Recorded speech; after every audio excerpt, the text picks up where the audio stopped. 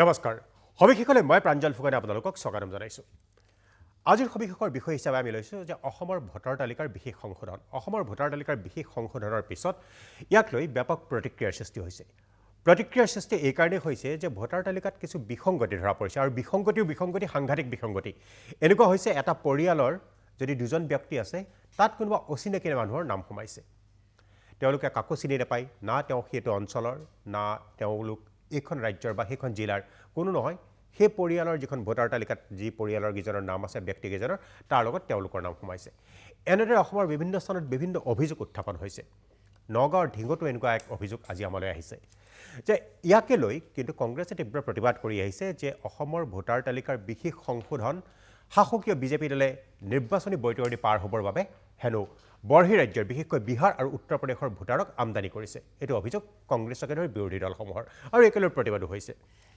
এটা কথা হৈছে যে অসমৰ এই ভোটাৰ তালিকাৰ বিশেষ সংশোধনী শাসকীয় দলে নিজৰ স্বাৰ্থসিদ্ধিৰ বাবে কৰিছে নেকি মই প্ৰশ্নহে কৰিছে নেকি বিষয়টো সবিশেষ আলোচনা হ'ব আমাৰ এই সবিশেষতে কৰিছে নেকি যে ভোট কিনাৰ যিটো অভিযোগ ৰাহুল গান্ধীকে ধৰি কংগ্ৰেছে উত্থাপন কৰিছে সেই অভিযোগটো সঁচা নেকি সঁচাকৈ ভোট কিনিব পাৰি নেকি এই বিভিন্ন ধৰণৰ অভিযোগক লৈ আজি আমাৰ এই সবিশেষ মই প্ৰথমতে চিনাকি কৰি দিছোঁ আমাৰ ষ্টুডিঅ'লৈ আজি আমি আমন্ত্ৰণ কৰি নিছোঁ কাজী নেকিব আহমেদ ডাঙৰীয়া এগৰাকী সচেতন ব্যক্তি সমাজ সচেতন ব্যক্তি আমাৰ ষ্টুডিঅ'ত উপস্থিত আছে মানস শৰণীয়া এগৰাকী জ্যেষ্ঠ অধিবক্তা তথা বিজেপিৰ জ্যেষ্ঠ মুখপাত্ৰ আমাৰ ষ্টুডিঅ'ত উপস্থিত আছে প্ৰাক্তন ৰাজ্যিক নিৰ্বাচনী বিষয়া হৰেন্দ্ৰনাথ বৰা আমাৰ ষ্টুডিঅ'ত উপস্থিত আছে কুশল শৰ্মা কংগ্ৰেছৰ জ্যেষ্ঠ মুখপাত্ৰ তথা গুৱাহাটীৰ প্ৰাক্তন মেয়ৰ আৰু আমাৰ লগত শিৱসাগৰৰ পৰা লাইভত আছে আটাচুৰ সভাপতি বসন্ত গগৈ এতিয়া মই যেহেতু ঘটনাটো এই যিটো কথা মই ক'লোঁ যে এটা পৰিয়ালৰ দুজন ব্যক্তি তেওঁলোকৰ পৰিয়ালৰ লগতে আন কেইবাজন ব্যক্তিৰ নাম সাঙুৰ খাইছে যিকেইজনক তেওঁলোকে কস্মিন কালেও চিনি নাপায় বা নাজানে কোন তেওঁলোক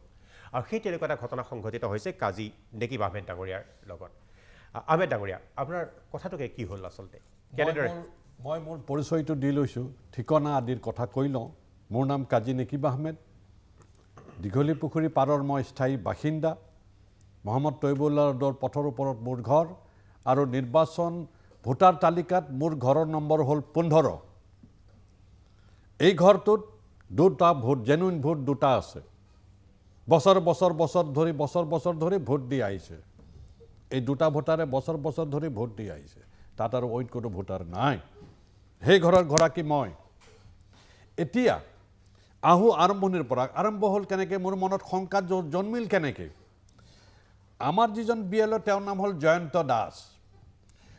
দাসে মোক বিচাৰি আছিলে আক কয় তাক কয় ছাৰক লাগিছিলে তো মই নিজেই ফোন নম্বৰটো লৈ জয়ন্ত দাসক ফোন কৰিলোঁ জয়ন্ত কি হ'ল তুমি হেনো মোক বিচাৰি আছা ছাৰ আপোনাৰ নাম ভোটাৰ লিষ্টত নাই মইতো শংকিত হৈ গ'লোঁ খং উঠিলে মোৰ নাম ভোটাৰ লিষ্টত নাই মই বোলো কি কোৱা তুমি মোৰ নাম ভোটাৰ লিষ্টত নাই মই 2004 চনৰ পৰা ইলেকশ্যন খেলা মানুহ 5 বাৰ MP খেলিছোঁ আৰু 4 বাৰ MLA খেলিছোঁ ভোটাৰ মোৰ নামটো সকলোৱে জানে আৰু মোৰ নাম ভোটাৰ লিষ্টত নথকা মানে এটা সাংঘাতিক দুৰ্ঘটনা সাংঘাতিক ঘটনা তেতিয়া তেখেতে ছাৰ খং কৰিব নালাগে মই ব্যৱস্থা কৰি আছোঁ আপোনাক আধা ঘণ্টা পাছত মই ফোন কৰিম সঁচাকৈ তেওঁ আধা ঘণ্টা পাছত ফোন কৰিলে ক'লে ছাৰ আপোনাৰ নামটো আছে বোলে হ'ব তে ইমান তুমি নাই বুলি কৈছিলা বোলে নাপালোঁ আপোনাৰ নামটো তেতিয়াৰ পৰা মোৰ মনত শংকা জন্মিলে যে কিবা ডাল মে জৰুৰ কুছ কালা হে এইটো কিয় হ'ল মোৰ ক্ষেত্ৰত কিয় হ'ল মোক কিয় ফোন কৰিবলগীয়া হ'ল মোক কিয় বিচাৰিবলগীয়া হ'ল তাৰ পাছত খচৰা আৰম্ভ হ'ল এছআৰ আৰম্ভ হ'ল বিশেষ সংশোধনী আৰম্ভ হ'ল আৰু মোৰ ঘৰলৈ আহিলে চহী ল'লে আমি দুটা চহী মাৰিলোঁ তাৰপাছত তেওঁ গ'ল কোনো কথা নাই তাৰপাছত 1/1/2026 চনত খচৰা লিষ্টখন তালিকাখন ওলাল মোৰতো সন্দেহ আছে ইতিমধ্যে বহুত সন্দেহ আছে মোৰ ৰাহুল গান্ধীও মানে অভিযোগ উত্থাপন কৰিছে এই নিৰ্বাচন আয়োগত জবাব দিয়া নাই তাৰপাছত হাৰিয়ানা দিল্লী বিহাৰ আৰু মহাৰাষ্ট্ৰত কৰ্ণাটকত এইবিলাক ঘটনা হোৱা বুলি ৰাহুল গান্ধীয়ে অলৰেডি এলিগেশ্যন আনিছে এই গোটেই কথাবিলাকে মোৰ মনত মানে ক্ৰিয়া কৰি আছে তাৰপাছত মই ভোটাৰ তালিকাখন চালোঁ খচৰাখন চালোঁ চোৱাৰ পাছত দেখিলোঁ দুটা ঠিকেই আছে আৰু তিনিটা ৰাজেশ প্ৰসাদ ইয়ামিন ৰসুল নামকেইটা আকৌ এবাৰ কওকচোন কাৰ কাৰ নাম? ৰাজেশ প্ৰসাদ, ৰাজেশ প্ৰসাদ, 2 নম্বৰ ৰাজদীশ প্ৰসাদ, হয়। আৰু 3 নম্বৰ ইয়ামিন ৰসুল। হয় এই ঘৰৰ লগত কোনো সম্পৰ্ক নাই, তেওঁলোকৰ ঠিকনাও নহয় এই ঘৰটো, তেওঁলোকে ঘৰৰ বাসিন্দাও নহয়, তেওঁলোকে ঘৰৰ ভাড়াতীয়াও নহয়, একেবাৰে অসংলগ্ন ব্যক্তি তেওঁলোকে এই ঘৰটোৰ লগত। মোৰ খং উঠিলে, মই খঙত কিবা হৈ গ'লো। কিয় কৰিছে এই কামটো? অনাধিকাৰ প্ৰৱেশ কিয় হ'ল মোৰ ঘৰত?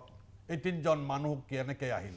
মইতো ভৰোৱা নাই, এইটো ইলেকশ্যন কমিশ্যনেহে কৰিছে SRটো। তে ইলেকশ্যন কমিশ্যনে এইটো কি কাৰণে কৰিলে? তেতিয়া BLOক মই ফোন কৰিলোঁ। BLOক ফোন কৰাৰ পাছত ছাৰ এইটো ঠিক হৈ যাব। ভুলটো কৰিলে, মোকতো টেনশ্যন দিলে, তোমালোকে আজি মোৰ ভোটাৰ লিষ্টত আছে, কালি মোৰ মাটিত হ'ব এইবিলাক, এই কি হৈছে এইবিলাক? তাৰপিছত ইলেকশ্যন অফিচাৰক ফোন কৰিলোঁ, ইলেকশ্যন অফিচাৰে ক'লে যে ঠিক হৈ যাব, আপুনি চিন্তা কৰিব নালাগে। তাৰপাছত আহিল পেপাৰৰ মানুহ। নিশ্চয় কাজী নেকি বামহেন ডাঙৰীয়া, মই আকৌ যাম আপোনাৰ পৰা। প্ৰথমতে মই ঘটনাটো জানি ল'লোঁ কি হৈছে আচলতে। আমি উদাহৰণ সহায় দিলোঁ, কেৱল কাজী নেকি বামহেন ডাঙৰীয়াৰ নহয়, তাত আৰু আছে, এনেকুৱা আৰু বহুকেইটা প্ৰাঞ্জল আৰু আছে, দীঘলী পুখুৰীত। মই আহিম পুনৰ আহিম যে আৰু বহুকেইঘৰ মানুহৰ এনেকুৱা ধৰণৰ ঘটনা হৈছে যে যাৰ পৰিয়ালত এনেধৰণৰ নাম সোমাইছে। মই কুশল শৰ্মা ডাঙৰীয়াৰ ওচৰলৈ আহিব খুজিছোঁ। কুশল শৰ্মা ডাঙৰীয়া, যে আপোনালোকৰ বিশেষকৈ নেতা ৰাহুল গান্ধীয়ে এই অভিযোগটো আনিছিলে, ভোট চুৰি প্ৰথমতে আনিছিলে, ভোট চুৰি কথাটো আনিছিলে। বিহাৰৰ নিৰ্বাচনতো এনেধৰণৰ কাণ্ড বা ভোট চুৰিৰে বিহাৰৰ নিৰ্বাচন জিকা বুলিও আপোনালোকে আৰু দলে কংগ্ৰেছে অভিযোগ আনিছিলে। আপোনালোক সঁচাকৈ এই ধৰণৰ ঘটনাৰ সম্পৰ্কত মই এটা উদাহৰণ দিলোঁ, আপোনালোক সঁচাকৈ শংকিত নেকি? অসমৰ নিৰ্বাচনতো, আগন্তুক বিধানসভা নিৰ্বাচনতো এনেধৰণে ভোট চুৰি বা বিহাৰ উত্তৰ প্ৰদেশৰ ভোটাৰ আনি পেলাই অসমত শাসকীয়তালৈ জিকাৰ প্ৰচেষ্টা চলাব বুলি আপোনালোকে সন্দেহ কৰে নেকি? নাই চাওক, এইটো অকল কংগ্ৰেছৰ সন্দেহ বুলি ক'লেই নহ'ব। আজি এতিয়া দেশৰ জনতাই লাহে লাহে কনভিন্স হ'বলৈ ধৰিছে যে ভাৰতীয় জনতা পাৰ্টীৰ যিখন বৰ্তমানৰ চৰকাৰ, এই চৰকাৰখনে তেওঁলোকে একছত্ৰীভাৱে তেওঁলোকে শাসন কৰাৰ তেওঁলোকে চিন্তা কৰিছে আৰু বিভিন্ন কাৰসাজিৰে তেওঁলোকে, আগতে আমি EVM মেচিনৰ কথাও কৈছিলোঁ, EVMত চুৰি হয়। এতিয়া আকৌ আমি দেখিছোঁ ভোটাৰ তালিকাটো তেওঁলোকে অব্যৱস্থা এটা গঢ়ি তুলিছে। তেওঁলোকে এটা এটা বিধানসভা সমষ্টিত যদি 5,000-ৰ পৰা 10,000 ভোটাৰ তেওঁলোকে সোমোৱাই দিব পাৰে, সেইবিলাক বাহিৰৰ পৰা মানুহ, বিহাৰৰ ইলেকশ্যনত আমি দেখিছোঁ কেনেকৈ ৰেলেৰে ভোটাৰ আনি পেলাই সেই মানুহবিলাকক ভোট দিয়া হৈছে। গতিকে সেই গোটেই ব্যৱস্থাটো তেওঁলোকৰ যি RSSৰ সংগঠন, ভাৰতীয় জনতা পাৰ্টীৰ সংগঠন, তেওঁলোকে ইতিমধ্যেই কৰ্পৰেট গোষ্ঠীৰ লগত মিতিৰালি কৰি তেওঁলোকে ইমান টকা পইচা বনাইছে যে তেওঁলোকৰ আজিকালি তেওঁলোকৰ দলীয় ফাণ্ডত যি 10,000 কোটি টকা 10 বছৰ শাসন কৰি 10,000 কোটি টকা তেওঁলোকে জমা কৰা বুলি বাতৰি আহিছে। কংগ্ৰেছৰ এতিয়ালৈকে 200-300 কোটি টকাই কংগ্ৰেছে ৰাখিব পৰা নাই ফাণ্ডত। গতিকে এনেকুৱা এটা যেতিয়া ঘটনাবিলাক ঘটিব ধৰিছে, গোটেই কথাবিলাক লাহে লাহে আমি দেখিছোঁ যে তেওঁলোকে একনায়কত্ববাদৰ ফালে তেওঁলোকে ধাৱমান হ'ব বিচাৰিছে। তেওঁলোকে জনতাই ভাল পাওক নাপাওক, জনতাই ভোট দিয়ক নিদিয়ক, যিকোনো উপায়েৰে গোটেই গণতান্ত্ৰিক ব্যৱস্থাটোক তেওঁলোকে কুক্ষিগত কৰাৰ তেওঁলোকে চিন্তা কৰিছে।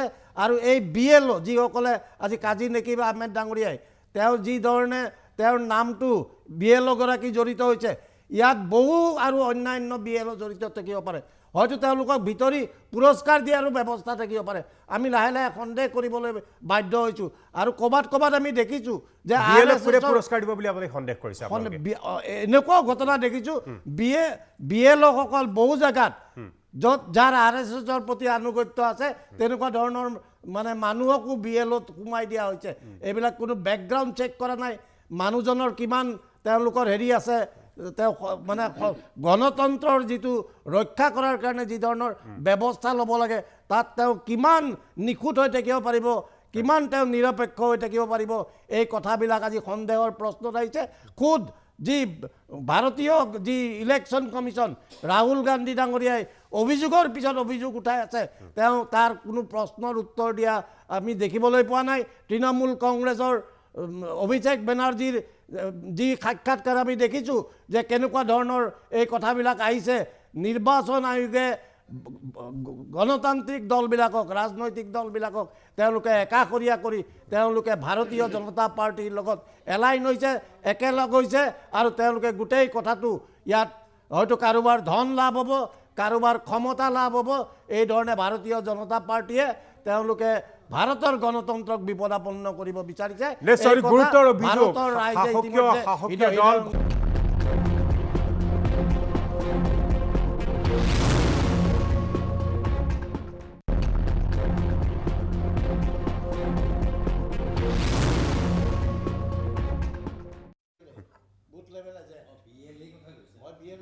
বিৰতিৰ পিছত মই প্ৰাঞ্জল ফুকন পুনৰ উভতি আহিছোঁ সবিশেষলৈ আজিৰ সবিশেষত আমি আলোচনা কৰি আছোঁ অসমৰ ভোটাৰ তালিকাৰ বিশেষ সংশোধনৰ পিছত যিসমূহ বিসংগতি আছে এই বিসংগতিসমূহক লৈ বিৰোধীয়ে আপত্তি উত্থাপন কৰিছে আৰু নজনা নুশুনা কিছুমান মানুহৰ নাম সোমাইছে কিছু পৰিয়ালৰ ভোটাৰ লিষ্টত কিদৰে সম্ভৱ ইয়াক লৈ বিভিন্নজনে বিৰোধী পক্ষই ডাঙৰ ডাঙৰ অভিযোগ উত্থাপন কৰিছে মই এবাৰ আহিব খুজিছোঁ হৰেন্দ্ৰনাথ বৰা ডাঙৰীয়াৰ ওচৰলৈ মই চিনাকি কৰি দিছোঁ তেখেত অৱসৰপ্ৰাপ্ত এগৰাকী ৰাজ্যিক নিৰ্বাচনী বিষয়া গতিকে প্ৰক্ৰিয়াটোৰ লগত জড়িত আছিল এটা সময়ত বহু নিৰ্বাচন পৰিচালনা কৰিছিল বৰা ডাঙৰীয়া আপোনাক স্বাগতম জনাইছোঁ সবিশেষলৈ এতিয়া কথাটো হৈছে যিকেইটা কথা আমি আলোচনা কৰিলোঁ যিকেইটা বিসংগতি ধৰা পৰিছে এনেধৰণে বিসংগতিবোৰ কিয় হ'বলৈ পায় ইয়াত মই এটা কথা সুধিছোঁ ৰাজনৈতিক দলসমূহে যিয়ে নহওক লাগিলে সেয়া লাগিলে শাসনত বিজেপিয়ে থাকক বা কংগ্ৰেছে থাকক ইচ্ছাকৃতভাৱে আমি নিৰ্বাচন আয়োগৰ স্বচ্ছতাৰ কথা কওঁ এনেকৈ মেনিপুলেট কৰিব পাৰে নেকি ধন্যবাদ প্ৰথমতে মই মিষ্টাৰ নেকিবুজ নেকিব আহমেদ আৰু আমাৰ মিষ্টাৰ শৰ্মাৰ যিখিনি তেখেতসকলে অলপ খেলি মেলি কথা ক'লে এইখিনি মই শুনিলোঁ এইটো একচুৱেলি এতিয়া অলপ মানে বেছিকৈ বস্তুটো ফ'কাছ হৈছে কিন্তু এনেকুৱা দুই এটা খেলি মেলি মানে আগতেও হয় আগৰ যিবিলাক ইলেকশ্যন হৈছে সেইবিলাকতো কেতিয়াবা দেখে যিটো কেন্দ্ৰত ভোট দিছে সেই কেন্দ্ৰত নাম নাই গৈ পেলাই 5 কিলোমিটাৰ 10 কিলোমিটাৰ দূৰত সোমাইগৈ এইটো ইয়াৰ কাৰণটো যে মানে গোটেইটো এটা মানে it is A massive exercise আপুনি চাওক এতিয়া আমাৰ অসমত বোধ কৰোঁ 2 কোটি ওপৰ অধিক মানে ভোটাৰ আৰু সেই হিচাপে আপোনাৰ 1000 এভাৰেজকৈ ধৰিলেও প্ৰায় কিমান হ'ব প্ৰায় 20,000 মান মানে পলিং চেণ্টাৰ হ'ব গতিকে এইখিনি কৰোঁতে ইয়াৰ যিখিনি মানুহ যিখিনি লৱেষ্ট যিটো মানে ফাংচনেৰী BLO এইমাত্ৰ আমি কথা পাতিছিলোঁ BLO সকল ধৰক কোনো ডিপাৰ্টমেণ্টৰ পৰা আহি পেলাই তেওঁলোকক ইয়াতে এংগেজ কৰে যি ধৰণে তেওঁলোকক ট্ৰেইনিং দিব লাগিছিল হয়তো সেই ধৰণে হয়তো ট্ৰেইনিং তেওঁলোকে বহুতে পোৱা নাই যিটো কাৰণে এনেকুৱা এইবিলাক ঘটনা হয় আৰু যিহেতু গোটেইখিনি বস্তু কম্পিউটাৰাইজ হৈছে মই ছাপৰ্ট কৰিব যোৱা নাই যিহেতুকে কম্পিউটাৰাইজ হৈছে হিউমেন এৰৰো হ'ব পাৰে কিছুমান মেচিন এৰৰো তেনেকুৱা থাকে এতিয়া কিন্তু শুনি ভাল লাগিছে যে তেখেত মিষ্টাৰ নেকিবৰ যিটো প্ৰব্লেম সেইটো তেখেতে ফোন কৰাৰ পিছতে বস্তুটো মানে চলিউশ্যন এটা পাইছে তাৰ কাৰণ এটা আছে তেখেত ৰাজনৈতিকভাৱে সচেতন ব্যক্তি 2004 চনৰ পৰাই তেওঁ নিৰ্বাচন খেলিছেও আচ্ছা তাৰপিছত মই ইলেকশ্যন কমিশ্যনৰ যিটো মানে ফাংচন বা ইলেকশ্যন কমিশ্যনৰ যিটো ৰল তাক লৈ মানে সন্দেহ কৰাটোত অকণমান মানে ভাল লগা নাই এইকাৰণেই চাওক ইলেকশ্যন কমিশ্যন এটা যিকোনো ধৰণৰ এপইণ্টি নহয় তেওঁলোক they are very much accountable they are very much responsible to whom not they are responsible to the constitution they are responsible to the high courts supreme court আপোনালোকে জানে যে এতিয়া প্ৰায়বিলাক কেছতে বেংগলেই কওক কৰ্ণাটকেই কওক হিমাচল প্ৰদেশেই কওক প্ৰায়বিলাকতে মানে যিবিলাক পলিটিকেল পাৰ্টিবিলাকে ইলেকশ্যন কমিশ্যনৰ এগেইনষ্টত মানে কেছ কৰিছে কিন্তু তেনেকুৱাটো এটা ইলেকশ্যন কমিশ্যনক কণ্ডেম কৰা বা এনেকুৱা এটা কাৰণ everything they go' by the rules act and rules election কমিশ্যনে নিজাববীয়াকৈ একো কৰিব নোৱাৰে হাৰিয়ানাত এটা ঘটনা ঘটিছিলে সেই ঘটনাটোক লৈ কিন্তু সমগ্ৰ দেশেই কিন্তু সন্দেহ প্ৰকাশ কৰিছিলে কোনটো হাৰিয়ানাৰ নিৰ্বাচনৰ কেইবাবাৰো ভোট দিছে ব্ৰাজিলিয়ান নাই এনেকুৱা দুই এটা চলিটেৰী কেছ হ'ব পাৰে মই এইটো এটা পেটাৰ্ণ বুলি কোৱা নাই কিন্তু পেটাৰ্ণ বুলি ভবা নাই এনেকুৱা আগতেও হয় এতিয়া ধৰক এতিয়াহে এঠাইত এজন মানুহে দুঠাইত ভোট দিব নোৱাৰে বুলি কথাটো বেছি ফ'কাছ হৈছে আগৰ এইবিলাক ইছ্যু নাছিলেই মোৰ ঘৰ গহপুৰতো নাম আছে মই গুৱাহাটীতো নাম আছে এইটো যে এটা যে ইৰেগুলাৰিটি বা এটা মানে হেৰি এনেকুৱা ধৰণৰ কথাটো মানুহৰ মনত নাছিলে কিন্তু এতিয়া যিহেতুকে মানুহ এই সম্পৰ্কে বেছি সজাগ হৈছে এইবিলাক মানে ৰাইজ কৰিছে আকৌ ইলেকশ্যন কমিশ্যনক মই ডিফেণ্ড কৰিবলৈ যোৱা নাই কিন্তু মই ৰিয়েলিটিটো ক'ব গৈছোঁ ইলেকশ্যন কমিশ্যনৰ এগেইনষ্টত যিবিলাক এলিগেশ্যন দিছে, ভোট চুৰি কিবা চুৰি কিছুমান অলপ মানে আনডিগনিফাইড কথাও ৱৰ্ডো কিছুমান ইউজ কৰিছে, আনপাৰ্লিয়ামেণ্টাৰী। এতিয়া সেই আমাৰ বিৰোধী দলপতি যিটো কথা ক'লে ভোট চুৰি টোট চুৰি এলিগেশ্যন দিলে, ইলেকশ্যন কমিশ্যনে কৈছে উইল লুক ইনটু, আপুনি আমাক এফিডেভিট হিচাপে দিয়ক, এইখন এনেই মুখেৰে ক'লে নহ'ব, এফিডেভিট দিয়ক, চুৱেৰ কৰি পেলাই আপুনি প্লেচ কৰক। কিন্তু সেইটোতো এতিয়ালৈকে দিয়া নাই, এফিডেভিট দিয়া নাই। চিষ্টেমত আহিব লাগে, চিষ্টেমত আহিব লিগেলাইজ হ'ব লাগে লাগিব। কথাবোৰ। গতিকে ইলেকশ্যন কমিশ্যন, মই নিজে এজন ষ্টেট ইলেকশ্যন কমিশ্যনাৰ আছিলোঁ, এটা কনষ্টিটিউচনেল অথৰিটি। ইলেকশ্যন কমিশ্যনক চকু দিবৰ কাৰণে সুপ্ৰিম কোৰ্টো আছে, ইভিন হাইকোৰ্টো আছে। মাদ্ৰাজ হাইকোৰ্টৰ এজন ছিংগুল জাজে এবাৰ গোটেই ইলেকশ্যন কমিশ্যনটোকে কণ্ডেম কৰি দিছিলে, কিন্তু পিছত এইটো সুপ্ৰিম কোৰ্টে ৰিয়েলাইজ কৰি পেলাই সেই তেওঁৰ মেৰিখিনি এক্সপান্স কৰি দিছে। এম আই কাৰেক্ট প্ৰবেবলি? গতিকে এতিয়া এইটো মেচিভ এক্সাৰচাইজটোত মানে আমাৰ দুখ লাগিব যদি কমপ্লেইনটো ৰেইজ কৰাৰ পিছতো যদি তাৰ ৰিমিডিয়েল একশ্যন নহয়, কমিশ্যনে নলয়, তেতিয়া বেলেগ কথা। এটা কমিশ্যন ইজ ভেৰি হাই। তাৰ কমিশ্যনৰ যিবিলাক ব্ৰাঞ্চ তলত যিটো মানে তেওঁলোকৰ পেৰিফাৰেল যিখিনি ধৰক BLO, ARO আছে, এতিয়া কথা হ'ল এইটোৰ কাৰণে কিন্তু ভিজিলেঞ্চ লাগিব। অকল যে ইলেকশ্যন কমিশ্যনক দিছোঁ তেওঁলোকে গোটেইখিনি পাতি দিব, ইট ইজ এ মানে combine effort. Stakeholder election commission, stakeholder public মানে citizen, stakeholder political party, সকলোৱে এইখিনিত চকু দিব লাগিব আৰু তেওঁলোকে মানে ইয়াত কোঅপাৰেট কৰিব লাগিব। নিশ্চয়। মই পুনৰ আহিম, তেখেতে সুন্দৰকৈ ব্যাখ্যা আগবঢ়ালে গোটেই বিষয়টো লৈ। এটা বিশাল এটা আয়োজন, তাত এনেকুৱা দুই এটা ভুল হ'ব পাৰে বুলি কৈছে, কিন্তু অসমৰ ক্ষেত্ৰত বিষয়ে বিৰোধীয়ে সন্দেহ এইকাৰণেই কৰিছে, বহু ক্ষেত্ৰত হৈছে। মই বসন্ত গগৈৰ ওচৰলৈ যাম। মই কৈছোঁ আটাছৰ সভাপতি, তেখেত শিৱসাগৰৰ পৰা আমাৰ লগত লাইভত আছে পোনপটীয়া সম্প্ৰচাৰলৈ। কিন্তু বসন্ত গগৈক উত্তৰটো শুনাৰ আগতে বা বসন্ত গগৈক কিবা সোধাৰ পূৰ্বে মই ঢিঙৰ এটা সৰু এজন মানুহৰ এটা অভিজ্ঞতা বা তেখেতৰ এটা অভিযোগ শুনাব খুজিছোঁ। আজি হয়তো বাতৰিও কৰিছোঁ আমি। ঢিঙৰ এজন ডেকা সত্ৰীয়াৰ এটা অভিযোগ, তেওঁৰ ক্ষেত্ৰতো এটা কিন্তু এনেকুৱা বিসংগতি হৈছে, আমি শুনো। মোৰ নাম শ্ৰী যাদৱ চন্দ্ৰ দেৱগোস্বামী। এইখিনি নগৰৰ বালিসত্ৰ, সত্তৰীয়া গাঁও বালিসত্ৰ আৰু কিচামত হ'ল বালিসত্ৰ। ঘৰৰ নম্বৰ হ'ল 163। এতিয়া কালি পাইছোঁ 163 আৰু কেইবাজনো মুছলমান মানুহৰ নাম সোমাই আছে। কেনেকৈ সোমাল কি হ'ল সেইটো নাজানিলোঁ। এতিয়া বিভাগীয় কৰ্তৃপক্ষক আমি অনুৰোধ জনাইছোঁ আপোনালোকৰ জৰিয়তে এইটো শুধৰণি কৰি যেন দিয়ে। ক'ৰ মানুহখিনি চিনি পাইছে নেকি? নাই, মানুহখিনি ধৰিব পৰা নামকেইটাহে পাইছে, মানুহ নাই পোৱা। ধৰি পোৱা নাই। নাই। আৰু এই ক্ষেত্ৰত আপুনি মুখ্যমন্ত্ৰীক কি ক'ব? মুখ্যমন্ত্ৰীৰ ওচৰত অনুৰোধ, আমাৰ এইখিনিত সত্ৰৰ ভিতৰত যিকেইটা ঘৰ আছে, পৰিয়াল বেছি নাই, 6-7টামান পৰিয়াল আছে। ইয়াৰ মাজত এতিয়া এইবিলাক বহিৰাগত কেনেকৈ একেলগে সোমালহি একেটা ঘৰত নাম দি পেলাই, সেইটোহে আচৰিত। সেইটো তেনেকুৱা সেইখিনিৰ পৰা আঁতৰ কৰি ৰাখিবৰ কাৰণে মুখ্যমন্ত্ৰী মহোদয়লৈ অনুৰোধ জনালোঁ। আপোনাৰ ধৰক আজি যিটো ধৰক ভোটাৰ লিষ্টত যেনেকৈ অনাচিনাকি মানুহৰ নাম সোমাইছে, এই কোন দগৰীয়া কোন? সেইটো নাজানো আৰু এতিয়া আজিকালি অনলাইনত কাম কৰে, এতিয়া তাতেই কৰিছে নে BLO কৰিছে সেইটো নাজানো, কিন্তু কালি পাই পেলাই তেতিয়া সেইবিলাক খা খবৰ আহিছে। আৰু কিহত পাইছিলে মানে? মোবাইলতে চালে। এতিয়া কি ব্যৱস্থা কৰিছে আপুনি? ব্যৱস্থা একো কৰা নাই। BLO সুধিলেও কৈছে অনলাইন এইটো কেঞ্চেল কৰিব লাগিব, তাৰপিছত BLO। সেয়া শুনিলে এগৰাকী ডেকা সত্ৰীয়াৰ সেয়া অভিযোগ। তেওঁৰ ক্ষেত্ৰতো হৈছে, সোমাইছে ঢিঙৰ।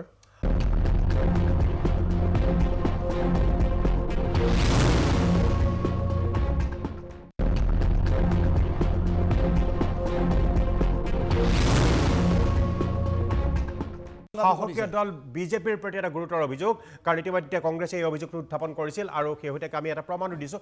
কিন্তু কিয় ইয়াৰ উত্তৰ বিজেপিৰ হাতত কি আছে মই সেইটোকে ক'ব খুজিছোঁ। মই কৈছোঁ মানস শৰণীয়া জ্যেষ্ঠ মুখপাত্ৰ বিজেপি আৰু এগৰাকী জ্যেষ্ঠ অধিবক্তা। মানস শৰণীয়া, দুটা অভিযোগ। কাজী নেকিব আহমেদ ডাঙৰীয়াই এটা উদাহৰণসহ ক'লে ভুল। দ্বিতীয় কথা, আপোনালোকৰ ভোট চুৰি বা বিহাৰ উত্তৰ প্ৰদেশৰ ভোটাৰনী আপোনালোকে নিৰ্বাচনী বৈতৰণি পাৰ হোৱাৰ এটা চেষ্টা কৰাৰ অভিযোগ উত্থাপন হৈছে। উত্তৰ কি আছে বিজেপিৰ ওচৰত? নাই, প্ৰথমতে আমাৰ আহমেদ ডাঙৰীয়াৰ কথাটো ক'ব লাগিব। তেওঁ এটা ভাল কথা কৈছে যে তেওঁক BLO গৰাকীয়ে ফোন কৰিছে। দুই এটা ঘটনাটোক জেনেৰেলাইজ কৰিব নালাগে, কেতিয়াবা হয়, নোহোৱা নহয়, এইটো অনস্বীকাৰ্য, কেতিয়াবা হয়। এতিয়া কথাটো হ'ল কি, তেওঁক BLO জনে ফোন কৰিছে, এখেতে কোৱা মতে। তেওঁক BLO জনে ফোন কৰিছে, তেওঁৰ নামটো নাই। আকৌ পিছত ফোন কৰি কৈছে যে ইয়াৰ যিখন আমাৰ গাইডলাইন আছে SR কৰাৰ কাৰণে তাত কৈছে যে 7 দিনৰ ভিতৰত এই মানুহজনক লগ ধৰিব লাগে আৰু 3বাৰ মিনিমাম তেওঁক যদি নাপায় 3বাৰ বিচাৰি যাব লাগে যোৱাৰ পিছৰবাৰ ফোন কৰিব লাগে গোটেই তেখেতে দাদাই নাছিল চাগে গ'ল আহি তেওঁৰ চাগে কিবা হয় ভুল হ'বও পাৰে আকৌ তেওঁৱে থাকোৱা বুলি ক'লে ফোন কৰি মই এখেতৰ ভাষ্যটোৱে কৈছোঁ যে আছে তেওঁতো এইটো কোৱা নাই যে তেওঁৰ নামটো নাছিল আমি সোমাই দিলোঁতো বুলি কোৱা নাই আছে গোটেই এতিয়া কথাটো হ'ল কি এখেতে যে কৈছে তেওঁৰ লগত আৰু কোনোবা মানুহ সোমাইছে সেইটোৱে ডাঙৰ কথাটো এখেতৰ নামটো কিবা কাৰণত ক'ৰবাত তেওঁৰ চোৱাত ভুল হ'ল আৰু এখেতৰ যিটো ঘৰৰ নং 15 বুলি ক'লে নেকি 15 ঘৰৰ নং তেওঁৰ ভোটাৰৰ লগত যদি আৰু কোনোবা 3টা নাম যোগ এতিয়া কোনে দিলে এতিয়া ইয়াৰ মতে আমি যদি চাওঁ এই এইখন নটিফিকেশ্যনখন যিখন ওলাইছে 27 তাৰিখে 27 ডিচেম্বৰত ড্ৰাফ্ট হেৰিটো ওলাই গ'ল ড্ৰাফ্টৰ আগত কিছুমান কৰোঁ থাকে BLOবিলাক কৈছে যে তোমালোকে গোটেইবোৰ সংগ্ৰহ কৰা লিষ্টখন লৈ যোৱা সেই অনুযায়ী ইয়াত 3টা কথা কৈছে যিসকলে 1126ত ভোটাৰ হ'ব তেওঁলোকৰ নামটো সোমাব কৈছে ইয়ং জেনেৰেশ্যনটো আৰু যিসকলৰ কোনোবা মৃত হৈছে যদি তাত তেওঁলোকে পৰিয়ালে কয় যে আমাৰ দেউতা ঢুকালে মোৰ ভাইটি ঢুকালে সেইটো নাম কৰ্তন কৰিব কৈছে আৰু কৈছে যে কিছুমান মানুহৰ ক'ৰবাত থাকে সি ভোটটো তাত লৈ গৈছে তেতিয়া ইয়াত কৰ্তন হ'ব কাৰণ ছেকশ্যন 17-18 মতে মানে representative of people act 1950 section 17-18 মতে এজন মানুহে দুঠাইত ভোট ৰাখিব নোৱাৰে আৰু দুটা সমষ্টিত ভোটাৰ হ'ব নোৱাৰে গতিকে এই কথাটোকে তেওঁলোকে এইটো SR মানে SIR নহয় জাষ্ট SR গতিকে এই SRটো হ'ল ছেকশ্যন 21টো যদি আপুনি পঢ়ে 1, 2, 3 3টা ছাবছেকশ্যন আছে তাত কোৱা হৈছে যে প্ৰত্যেক ইলেকশ্যনৰ আগমুহূৰ্তত ইলেকশ্যন কমিশ্যন অফ ইণ্ডিয়াই এখন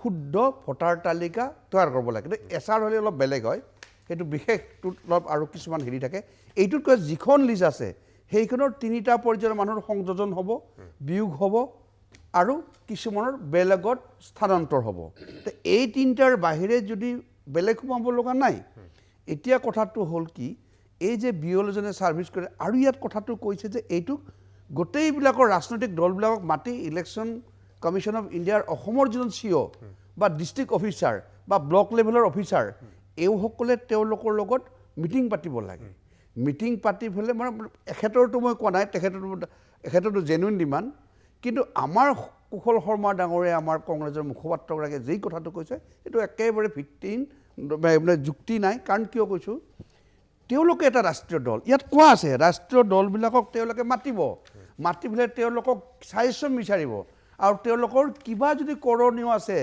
BLA1 অৰ্থাৎ ব্লক লেভেল এজেঞ্চি এইটো হ'ল গভৰ্ণমেণ্টৰ তাত 1-2কে চব ৰাষ্ট্ৰীয় দলে তেওঁলোকৰ বুথ অনুযায়ী বা ৰিকগনাইজ দল ৰাষ্ট্ৰীয় বুলি নহয় মোৰ তেওঁলোকে ৰাষ্ট্ৰীয় দল বাকী যি আঞ্চলিক তেওঁলোকৰ ভোট অনুযায়ী তেওঁলোকে যেন ৰিপ্ৰেজেণ্টেটিভ দিব লাগে যে কোনোবা অশুদ্ধ মানুহৰ নাম সোমালে নেকি কোনোবা থাকিবলগীয়া মানুহ তেওঁলোকে কমপ্লেইন দিব পাৰে এই টিভিৰ মজিয়াত আহি চিঞৰি থাকিলেতো নহ'ব তেওঁলোকে কওক আজি যে আমাৰ কাজি নেকি তাৰ যে আপুনি হেৰি হৈছে তো সেইকাৰণে BLA কৈছে এটা কেনেকৈ গ'ল কিবা কাৰণত টেকনিকেলি প্ৰিণ্টিং কিবা কাৰণত হ'ব পাৰে বা নামটো সোমাওঁতে এণ্ট্ৰি কৰোঁতে কাৰোবাৰ নাম ক'ৰবাত আহি যাব পাৰে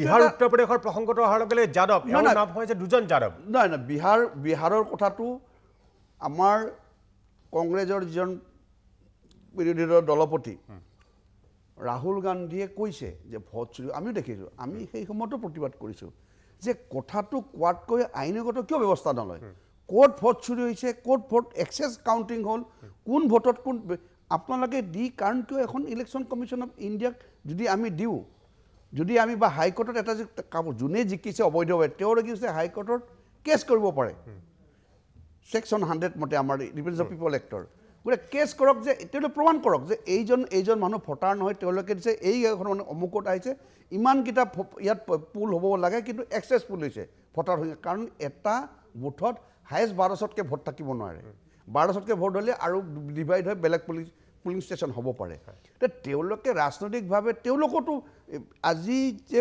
এই যে ইলেক্ট্ৰনিক ভোটিং মেচিন EVM কোনে আনিলে ৰাজীৱ গান্ধীটো প্ৰথম 19 আমি সেই প্ৰসংগটোলৈ যাম মই আৰম্ভণিতে তেওঁলোকে কৈছে না ভোট চুৰি কথাটো কাৰণ EVMক ডাউট কৰিব নালাগে তেওঁলোকে যদি কিবা প্ৰমাণ দিব পাৰে দিয়ক, তাৰ কাৰণে আমি কাউণ্টাৰ দিবলৈ দিছে। কিন্তু এনেই ব্লাইণ্ডলি বোলে ইভিএমৰটো চষ্টাটো তেওঁলোকে হয় মেটাৰ নহয় হে। গোটেই নাই নহ'লেও গতিকে সেইকাৰণে আজি এই মেটাৰ নাই, নাই, সমাপ্ত সেইটো নকৰিব। নহয়। মাৰাখনীয়া মই সেই পুনৰ কথাটো যাম কৈছে ইভিএমৰ প্ৰসংগতে যাম, কিন্তু এটা বিৰতি লৈ লওঁ। ভোট চুৰি কথাটো কেনেকৈ মাৰাখনীয়া মই যাম, কিন্তু এটা বিৰতি লৈ লওঁ। বিৰতিৰ পিছত মই আহিম, মই বিৰতিৰ পিছত আহিম, মই হৰেন্দ্ৰনাথ বৰা ডাঙৰীয়াৰ ওচৰলৈ আহিম। মই চিনাকি কৰি দিছিলোঁ হৰেন্দ্ৰনাথ বৰা ডাঙৰীয়া, প্ৰাক্তন ৰাজ্যিক নিৰ্বাচনী বিষয়া। মই কাৰিকৰী দিশৰ পৰা তেখেতক সুধিম কিছু কথা। আৰু মই কৈছোঁ যে বসন্ত গগৈ আমাৰ লগত আছে, আটাছৰ সভাপতি শিৱসাগৰৰ পৰা আমাৰ লগত লাইভত আছে। মই তেওঁলৈও যাম যে জাতীয় সংগঠনসমূহৰ কি দায়িত্ব, অশুদ্ধ ভোটাৰ তালিকা হৈছে নেকি, ইয়াৰ বিৰুদ্ধে তেওঁলোকে কিবা কৰিব নে নকৰে, এই বিভিন্ন প্ৰসংগ আহিব এই আলোচনাত, কিন্তু এটা বিৰতিৰ পিছত।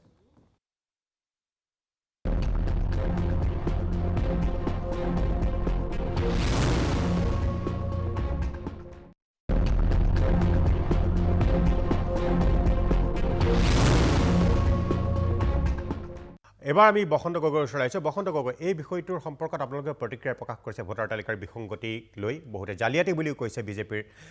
ইয়াক লৈ আটাছুৰ কি প্ৰতিক্ৰিয়া?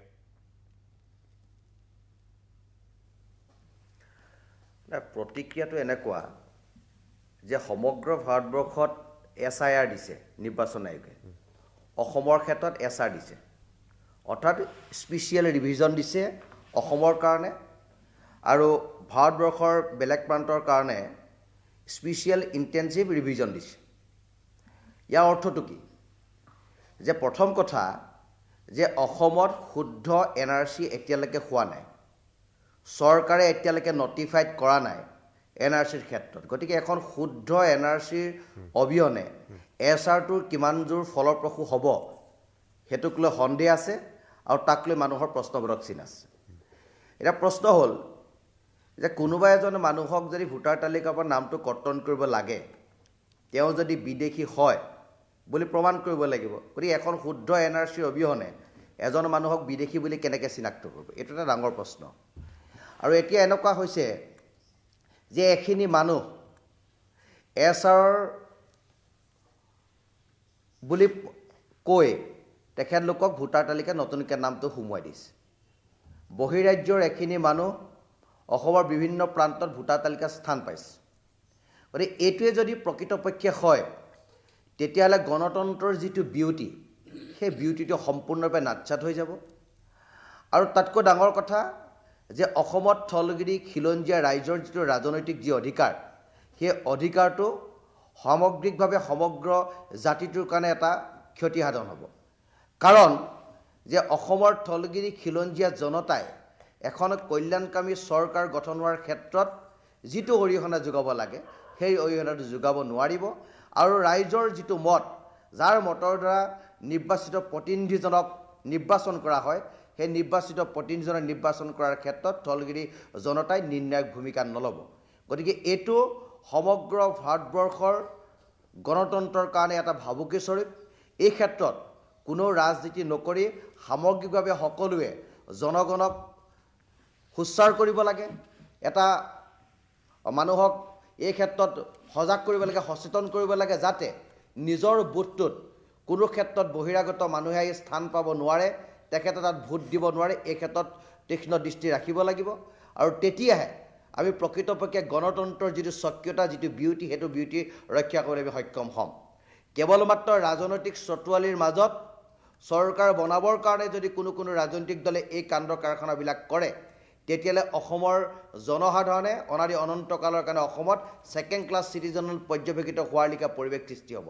আৰু এটা কথা সকলো ৰাজনৈতিক দলে মনত ৰখাটো ভাল যে অসম আন্দোলন অসমত কিয় হৈছিল, যে 80 দশকত অসম আন্দোলনৰ পাতনি এইকাৰণে মেলিছিল যে মঙলদৈ লেখীয়া এটা কনষ্টিটুৱেঞ্চিত যে ৰাতিটোৰ ভিতৰতে হাজাৰ হাজাৰ সন্দেহজনক নাগৰিকে ভোটাৰ তালিকাত স্থান পালে, তেতিয়াই অসম আন্দোলনৰ সৃষ্টি হৈছিল। আৰু 855 জন শ্বহীদৰ বিনিময়ত অসমে কি পাইছিল সেই কথাটো অসমৰ সৰ্বজন বিদিত। গতিকে অসমক যদি পুনৰ প্ৰতাৰণা কৰা হয়, প্ৰবঞ্চনা কৰা হয়, পুনৰ যদি এখিনি সন্দেহযুক্ত নাগৰিকক আনি যদি ইয়াত ভোটাধিকাৰ সাব্যস্ত কৰাৰ কাৰণে কোনোবাই যদি ব্যৱস্থা গ্ৰহণ কৰিছে, তেতিয়াহ'লে অসম পুনৰ উত্তপ্ত হ'ব। কাৰণ অসমীয়া থলগিৰি ৰাইজক ইয়াত ৰাজনৈতিকভাৱে সক্ৰিয় কৰাৰ স্বাৰ্থত আৰু থলগিৰি খিলঞ্জীয়া ৰাইজে এখন কল্যাণকামী ৰাষ্ট্ৰ বা কল্যাণকামী এখন চৰকাৰ বনোৱাৰ ক্ষেত্ৰত যাতে তেখেতলোকৰ ভূমিকা নিৰ্ণায়ক হয় তাৰ নিৰূপণ কৰিবৰ কাৰণে ৰাইজ ৰাজপথলৈ ওলাই আহিব আৰু এই চৰকাৰৰ যিটো নীতি সেই নীতিৰ বিৰুদ্ধে যুঁজিব। বসন্তকৈ এই ক্ষেত্ৰত যিটো অভিযোগ বিৰোধী দলসমূহে আনিছে যে বিহাৰ উত্তৰ প্ৰদেশৰ অভিযোগ বুলি মই বাৰে বাৰে কৈ আছোঁ যে বিহাৰ উত্তৰ প্ৰদেশৰ বহু মানুহ আনি পেলাই বিজেপিয়ে এবাৰ নিৰ্বাচনী বৈতৰণি পাৰ হোৱাৰ এক চেষ্টা চলাইছে বা চলাব বুলি এক শংকা কৰিছে যে আপুনি কি ভাবে এই শংকাটো কিমান দূৰ অমূলক নে ই হ'ব পাৰে? শংকাটো কিমান দূৰ সত্য কিমান দূৰ অসত্য মই সেইটো কথা ক'বলৈ নাযাওঁ। যদি কোনোবা ৰাজনৈতিক দলে এই কথাটো উঠাইছে, যদি কংগ্ৰেছে ভাবিছে যে এইটো ভোট চুৰি হৈছে, তেতিয়াহ'লে তেওঁলোকৰ প্ৰথম দায়িত্বটো কি? তেওঁলোকে প্ৰেছ মিট দি দায়িত্ব প্ৰেছ মিট দিয়াটো তেখেতলোকৰ দায়িত্ব নে গাঁৱে গাঁৱে গৈ ৰাইজক সজাগ আৰু সচেতন কৰাটো দায়িত্ব? গতিকে কেৱল মাত্ৰ নিৰ্বাচনী ভেলকি বাজি মাত্ৰ প্ৰেছ মিট দিলে কামবিলাক সমাপ্ত নহয়। কোনোবাই এটা প্ৰেছ বিবৃতি দিলে কামবিলাক শেষ হৈ নাযায়। তোমালোকৰ জাতীয় দায়বদ্ধতা আছে, তোমালোকৰ জাতিটোৰ প্ৰতি কৰণীয় আছে, তোমালোকৰ অসম আৰু অসমীয়াৰ প্ৰতি কৰণীয় আছে, তোমালোকৰ গণতন্ত্ৰ ৰক্ষা কৰাৰ প্ৰতি তোমালোক দায়বদ্ধ, সংবিধানৰ প্ৰতি তোমালোক দায়বদ্ধ, প্ৰিয়াম্বুলৰ প্ৰতি তোমালোক দায়বদ্ধ, ডেমক্ৰেচিৰ প্ৰতি তোমালোক দায়বদ্ধ। যদি তোমালোক ডেমক্ৰেচিৰ প্ৰতি দায়বদ্ধ হয়, তোমালোক যদি সংবিধানৰ প্ৰতি দায়বদ্ধ হয়, তোমালোক যদি ভাৰতীয় নাগৰিক বা অসমৰ নাগৰিকৰ সুৰক্ষিত ভৱিষ্যতৰ প্ৰতি যদি তোমালোক দায়বদ্ধ, তেতিয়াহ'লে আহা গাঁৱে গাঁৱে কিয় নাহা? কিয় ৰাইজৰ মাজলৈ নাহা? কিয় ৰাইজক সজাগ আৰু সচেতন নকৰা? যদি সকলো ৰাইজ আৰু সজাগ আৰু সচেতন হয়, তেতিয়া বিজেপি বা XYZ কোনোবা ৰাজনৈতিক দলে এই কাম কৰিব পাৰিব নেকি? কেৱল মাত্ৰ ৰাজনৈতিক স্বাৰ্থত এই ধৰণৰ কাণ্ড কাৰখানা কৰি থাকিব নালাগে। যদি ৰাজনৈতিক বাতলামিৰ মাজত এই কাণ্ড কাৰখানাবিলাক কৰি থকা হয়, তেতিয়াহ'লে অসম শেষ হৈ যাব। অসমৰ নাগৰিক ছেকেণ্ড ক্লাছ চিটিজেন হৈ যাব। এজনে থলগিৰি খিলঞ্জীয়া ৰাইজক জিকাব নোৱাৰা পৰিৱেশ অসমত হ'ব। গতিকে সেই পৰিৱেশ কোনে সৃষ্টি কৰিব? সেই পৰিৱেশ সৃষ্টি কৰিব বিচৰা মানুহবিলাকক চিনাক্ত কোনে কৰিব?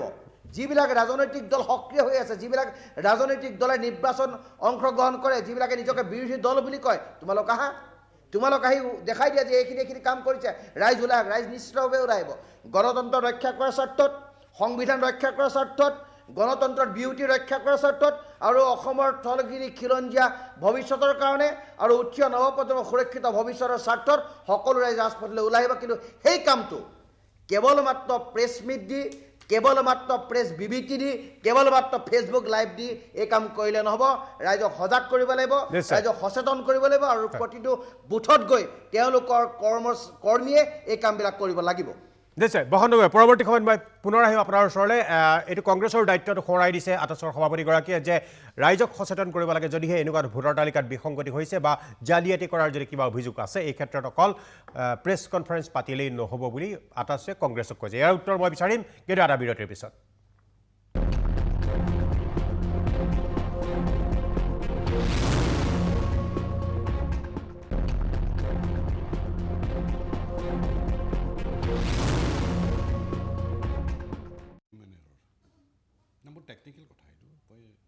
বিৰতিৰ পিছত মই প্ৰাঞ্জল ফুকন পুনৰ উভতি আহিছোঁ সবিশেষলৈ। আমি সবিশেষত আলোচনা কৰি আছোঁ যে অসমৰ ভোটাৰ তালিকাৰ বিশেষ পুনৰীক্ষণৰ পিছত যিসমূহ বিসংগতি আহিছে তাক লৈ একাংশই সন্দেহ প্ৰকাশ কৰিছে আৰু ইয়াক লৈ বহুতে কিন্তু এটা ইছ্যু বনাইছে ৰাজনৈতিক। মই পুনৰ কাজী নেকিব আহমেদ ডাঙৰীয়াৰ ওচৰলৈ আহিব খুজিছোঁ। কাজী নেকিব আহমেদ ডাঙৰীয়া, এতিয়া এই প্ৰসংগত কি কৰে? এতিয়া মানে প্ৰাক্তন নিৰ্বাচন আয়ুক্তগৰাকীয়ে এটা কথা ক'লে যে এইটো মানুহৰ ভুল হ'ব পাৰে বা এনেকুৱা বিসংগতি থাকিলে কমপ্লেইন দিব লাগে, যিদৰে আপুনি দিলে, যে এইটো কোনো ৰাজনৈতিক কাৰচাজি নহয় বা ইলেকশ্যন কমিশ্যন বা নিৰ্বাচন আয়োগক কোনো ৰাজনৈতিক দলে কণ্ট্ৰল কৰিব নোৱাৰে, তেনেধৰণৰ কথা ক'লে। আপুনি সন্মত নে? হিউমেন এৰৰেই নে? নাই, হিউমেন এৰৰত মই সন্মত নহয়। কাৰণ Gyanesh Kumar, chief election commissioner Gyanesh কুমাৰে কৈছিলে যে এটা আপত্তি উঠিছিলে। আপত্তি হোৱাৰ কাৰণে তেওঁ ক'লে যে এটা ভোট কেন্দ্ৰত মাত্ৰ 1200 ভোটাৰ থাকিব। তো এই এটা ভোট কেন্দ্ৰৰ এগেইনষ্টে এজন BLO থাকিব আৰু তেওঁ এচাৰ কৰাৰ কাৰণে 7 দিন টাইম পাব। এই 1200 মানুহৰ এই এচাৰ কৰিব যাওঁতে তেওঁৰ এনেকুৱা বিসংগতি হয়, এইটো হিউমেন এৰৰ বুলি ক'ম নে তেওঁৰ অৱহেলা বুলি ক'ম? মই এইটো তেওঁৰ অৱহেলা বুলি ক'ম। তেওঁৰ অৱহেলা মানে ইলেকশ্যন কমিশ্যনৰ অৱহেলা, গা এৰা দিছে তেওঁ। আৰু এটা কথা ক'ব খুজিছোঁ, কিয় আজি বিৰোধীয়ে সন্দেহ কৰিছে, কাৰণ আগৰ chief justice of India retired চন্দ্ৰচূড়ৰ জাজমেণ্ট দিছিলে যে চিফ ইলেকশ্যন কমিশ্যনাৰ চিলেক্ট কৰোঁতে এখন কমিটি হ'ব। সেই কমিটিত চিফ জাষ্টিছ থাকিব, চিফ জাষ্টিছ অফ ইণ্ডিয়া, বিৰোধী দলপতি আৰু প্ৰাইম মিনিষ্টাৰ। তাৰপাছত আমাৰ ভাৰত চৰকাৰে কৰিলে কি, সেই জাজমেণ্টটোৰ নাকচ কৰি এখন বিল আনিলে।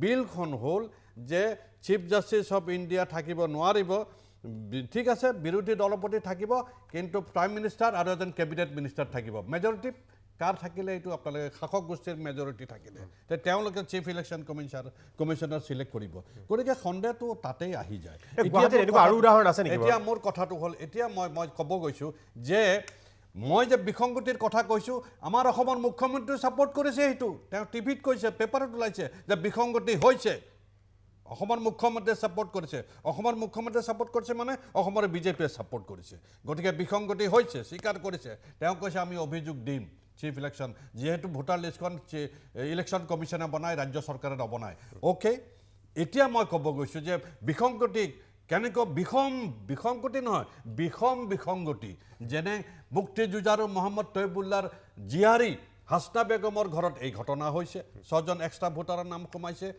আমাৰ কটন কলেজৰ প্ৰাক্তন ভাইচ প্ৰিন্সিপাল আমিন খান চাহাবৰ জীয়াৰী গুলবদনৰ ঘৰত এই ঘটনা হৈছে নাম সোমাইছে মোৰ ঘৰৰ কাষৰে মোৰ চুবুৰীয়া উমৰ খুৰচাদৰ ঘৰত এনেকুৱা ঘটনা হৈছে গতিকে সকলো মানুহ সন্ত্ৰাসিত কি হৈছে সন্ত্ৰাসিত সেইকাৰণে কৈছোঁ যে এইটো হিউমেন এৰৰ হ'ব নোৱাৰে এইটো গাফিলতি হৈছে আৰু ইয়াৰ কাৰণে ইলেকশ্যন কমিশ্যনৰ দায়িত্বটো মোৰ পাতি ল'ব লাগিব মই কুশল শৰ্মা আছে কথা আকৌ পুনৰ আহিম কুশল শৰ্মা যে এই ক্ষেত্ৰত যদি এনেকুৱা এটা কাম কৰে যে বিজেপি শংকিত নেকি আপোনালোকে ভাবে নেকি যে কাৰণ আজি আপোনালোকৰ প্ৰতিবাদত বহুকেইজন আপোনালোকৰ নেতাই ক'লে যে বিজেপি শংকিত সেইটো কাৰণে হৈছে নেকি আৰু নাই চাওক বিজেপি চৰকাৰখনে তেওঁলোকে যিবিলাক কাম কাজ কৰি আছে পজিটিভ কথাবিলাক তেওঁলোকে প্ৰচাৰ কৰিব লাগে তেওঁলোকে নিগেটিভ কথা কিছুমান এই হিন্দু মুছলমানৰ হেৰি মানে ঘৃণাসূচক মন্তব্য এইটো তেওঁলোকৰ এটা কমন হেৰিত পৰিণত হৈছে তেওঁলোকৰ যিবিলাক আজি তেওঁলোকে ভাবিছে ফ্লাইঅভাৰটো তেওঁলোকে কয় ফ্লাইঅভাৰটো বহুত ভাল কাম মই নিজে ঘৰে ঘৰে ঘূৰিছোঁ কিছুমান এই অঞ্চলৰ মানুহে একেবাৰে মুখ মেলি দিছে মানুহে কৈছে এইখন আমাৰ মূৰত মানে ডাঙৰ হেৰি এটা জপাই দিলে তেওঁলোকে বিপদ এটা জপাই দিলে মানুহে এনেকুৱা ধৰণৰ উন্নয়নমূলক কাম কাজ বিচৰা নাছিলে যিবিলাকে মানুহৰ সমস্যা সৰুকৈ এটা কথা কৈছে আমি বিষয়টো আজি ভোটাৰ লিষ্টত হৈছে সেই ফ্লাইঅভাৰলৈ বেলেগ এদিন নাই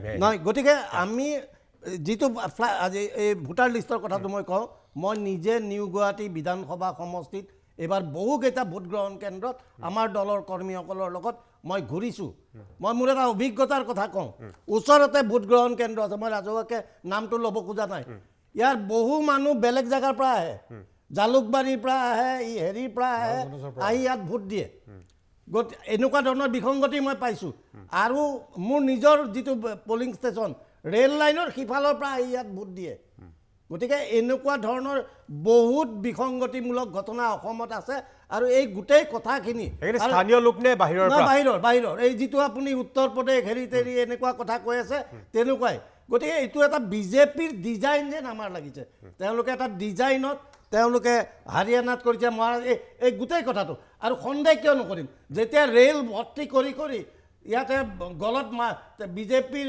মালা লৈ বা বিজেপিৰ যিখন গামোচা সেইখন লৈ যেতিয়া ৰেলত উঠি এইখিনি সময়ত গোটেই ভাৰতবৰ্ষৰ মানুহে দেখিছে কোনখন ৰেলত এনে ৰেল বুলি ক'লে নহ'ব নহয় কোনখন ৰেলত কিমান মানুহ এনে ৰেলত অহা বুলি ক'লে আজি অসমত মুখ্যমন্ত্ৰী ইতিমধ্যে কৈছে যে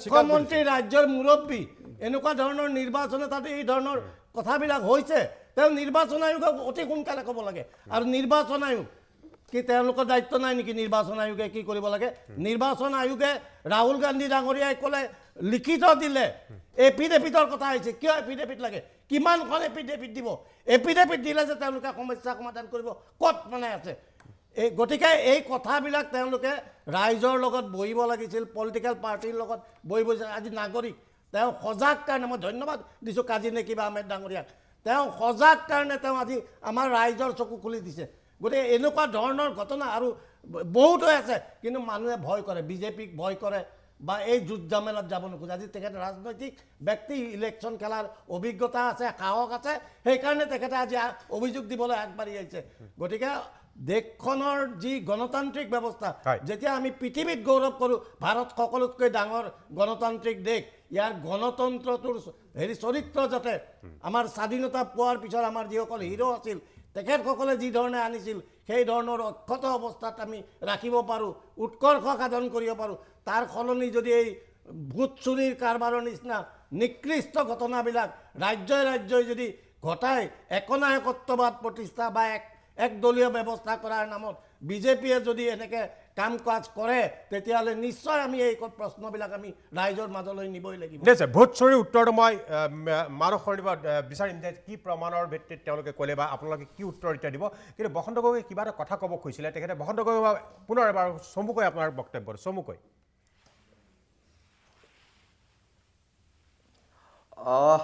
আমাৰ কথাটো এটাই যে অসমৰ সৰ্বত্ৰ ৰাইজ সজাগ আৰু সচেতন হ'ব লাগিব, ডেমক্ৰেচিটো ৰক্ষা কৰিব লাগিব আৰু প্ৰতিটো ৰাজনৈতিক দলে এই ক্ষেত্ৰত এটা গুৰুত্বপূৰ্ণ ভূমিকা ল'ব লাগিব। আজি যদি বিজেপি দলে ভোট চুৰ কৰি চৰকাৰ বনায়, কাইলৈ যে কংগ্ৰেছ আহিলে নবনাব তাৰ কি অৰ্থ আছে, বা কাইলৈ AGP আহিলে যে নবনাব তাৰ কি অৰ্থ আছে। গতিকে এতিয়া যদি এই ধৰণৰ কাণ্ড কাৰখানাবিলাক হৈছে, SR আলমলৈ যদি এই ধৰণৰ জাতিধ্বংসী কামবিলাক যদি কোনোবাই কৰিবলৈ লৈছে, তেতিয়াহ'লে অসমৰ সৰ্বত্ৰ ৰাইজে একত্ৰিতভাৱে অসমখনৰ কাৰণে মাত পাতিব লাগিব আৰু তেতিয়াহে অসম বাচিব, অসমীয়া বাচিব। নহ'লে অনাগত সময়ত অসমৰ যি স্বকীয়তা, অসমৰ যি নাগৰিকসকলৰ যিটো সাংবিধানিক অধিকাৰ, সেই অধিকাৰৰ পৰা ৰাইজ বঞ্চিত হ'ব। গতিকে এই কামটো কেতিয়াও কৰিব নালাগে আৰু আমি নিৰ্বাচন আয়োগৰ ওচৰত দাবী জনাম যে এই ধৰণৰ কৰ্মকাণ্ডৰ পৰা তেওঁলোকে আঁতৰি থাকিব লাগে। তেখেতলোকৰ যিটো স্বকীয়তা, সংবিধানে তেখেতলোকক যিটো অধিকাৰ প্ৰদান কৰিছে, সেই সাংবিধানিক অধিকাৰৰ ভিত্তিত এটা নিকা আৰু স্বচ্ছ যাতে নিৰ্বাচন অসমত অনুষ্ঠিত হয় তাৰ কাৰণে তেখেতলোকে প্ৰস্তুতি চলাব লাগিব। SR আলমলৈ যাতে কোনেও এই ক্ষেত্ৰত এটা অসম বিদ্বেষী এটা চৰিত্ৰ ৰূপায়ণ কৰিব নোৱাৰে, অসমীয়া ৰাইজক যাতে গিৰিপি সজাব নোৱাৰে তাৰ বিহিত ব্যৱস্থা গ্ৰহণ কৰিব লাগিব। সচেতন কৰিবলৈ সকলোৱে জুৰি। মই মানস সৰ্ণিয়াৰ ওচৰলৈ আহিছোঁ। মানস সৰ্ণিয়া, যিকেইটা অভিযোগ কংগ্ৰেছে বাৰম্বাৰ উত্থাপন কৰি আছে যে বিহাৰত ভোট চুৰি, যেই কথাটোক লৈ পেলাই অসমতো তেনেকুৱা এটা বাতাবৰণৰ কথা তেওঁলোকে কৈছে। নাই, মই আগতেই কৈছোঁ এইটো আৰু অলপ আগতে ক'লে ৰিপিট কৰা কথা নহয়। এতিয়া বিহাৰৰ ভোট চুৰিৰ কথা কৈ থাকে। এতিয়া তেওঁলোকে যিটো আইনৰ প্ৰক্ৰিয়াত কমপ্লেইনটো দিব লাগে সেইটো কিয় আশা নকৰে? কথাটোতো সবাই ক'ব পাৰে, চুৰ বুলি ক'ব পাৰে, কিন্তু চুৰ বুলি প্ৰতিপন্ন কৰাটো আইনগতভাৱে তাৰ কিছুমান ৰাস্তা আছে। তেওঁলোকে সেই ৰাস্তাটো নহয় পলিটিকেল ডায়লগেৰে বিহাৰত অমুক হৈছে, তেওঁ কৈছে ট্ৰেইনত আহিছে, মানুহবোৰ ক'ৰ পৰা আহিছে, কোনটো ভোটাৰ আহিছে, কাক দিলে ভোটটো, হাতত ভোটাৰ কিমান আছিল, সংখ্যাগত হিচাপে কিমান বাঢ়িলে, এইবিলাক গোটেই যুক্তিহীন কথা যা এটা পলিটিকেল ডিবেট তেওঁলোকে কৈ থাকে।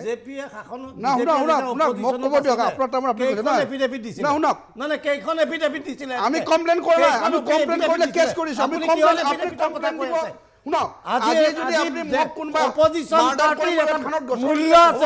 অপজিশ্যন পাৰ্টিৰ ভেলু এটা আছে। অপজিশ্যন লিডাৰে যেতিয়া সদনত কথা কয়, ৰাহুল গান্ধী ডাঙৰীয়াই যেতিয়া সদনত কথা কয়, ইলেকশ্যন কমিশ্যনৰ আগত কথা কয়, আপোনালোকে কি মান্যতা দিয়ে? গতিকে আপোনালোকে আমাক নীতি শিক্ষা দিব নালাগে।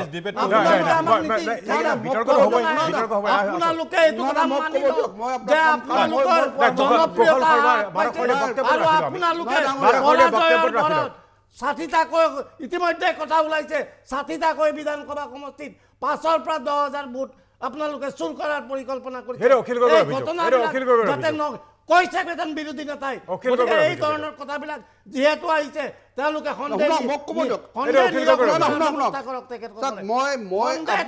বয়সত ডাঙৰ, মই আপোনাক এটা খুব ৰেচপেক্টফুলি কৈছোঁ। মোৰ কথাটো ক'ব দিয়ক, আপুনি যুক্তি দি খণ্ডন কৰিলে মই মানি ল'ম। আপুনি চিঞৰি ক'লে শুদ্ধতা শুদ্ধ নহয়, লাহে ক'লে শুদ্ধ কথা এটা অশুদ্ধ নহয়। গতিকে কথাটো হ'ল কি, আপোনাৰ যিবিলাক এলিগেশ্যন আহিছে সেইবিলাক তথ্যভিত্তিক নহয়। এতিয়া কথাটো এইটো কথা, এতিয়া ইয়াত কেতিয়াবা হ'ব পাৰে, কাৰণ ইলেকশ্যন কমিশ্যন সম্পৰ্কে আমাৰ বৰা আঙুলিয়ে ধুনীয়া কথা এটা ক'লে। তে ইণ্ডিপেণ্ডেণ্ট আমাৰ তাত হাত নাই, আমাৰো অবজেকশ্যন আছে ইলেকশ্যন কমিশ্যন। এই যে ক'লে তেখেতৰ তাত কিছুমান আৰু এই যে ক'লে সত্ৰৰ তাত সোমালে নামবোৰৰ আপুনি টাইটেলবোৰ চাইছেনে নাই? আপুনি যদি আজি কোনোবা বেলেগ মানুহ ক'লে ফটকৈ ধৰি লয় বিজেপি অনা বুলি পেলে, এইটো সন্দেহটো কংগ্ৰেছৰ ফালৰ পৰাই যাব। কাৰণ কংগ্ৰেছৰ নিচিনা মানুহে এনেকৈ হয়তো তেওঁলোকে এই BLA বিলাকে গৈ পেলাই তাত এনেকুৱাকৈ দিছে, দিয়াৰ পিছত তেওঁলোকে এণ্ট্ৰি কৰিছে। কাৰণ ইয়াত অবজেকশ্যন আছে। আপোনাৰ এতিয়া 22-1লৈকে তেওঁলোকে গ্ৰহণ কৰিব। 22 পিছত অবজেকশ্যন হিয়াৰিং হ'ব। আপোনাৰ অবজেকশ্যন হিয়াৰিঙৰ পিছত 6 দিনত ফাইনেল হ'ব। গতিকে আপুনি এই প্ৰক্ৰিয়াটো শেষ হোৱা নাই। এতিয়া এই প্ৰক্ৰিয়াটোক ইলেকশ্যন কমিশ্যন অফ ইণ্ডিয়াক আমিও বেয়াকৈ ক'ব নোৱাৰোঁ, কিন্তু তাত কেতিয়াবা হিউমেন এৰৰ বা কম্পিউটাৰত ইনপুট কৰোঁতে যিজন থাকে আপুনি মোক ক'ব দিয়ক, আপুনি মোৰ কথাত কিয় ইণ্টাৰফেয়াৰ কৰে? নাই, গোটেই কথাটো হ'ল কি সেইটো হ'ব পাৰে।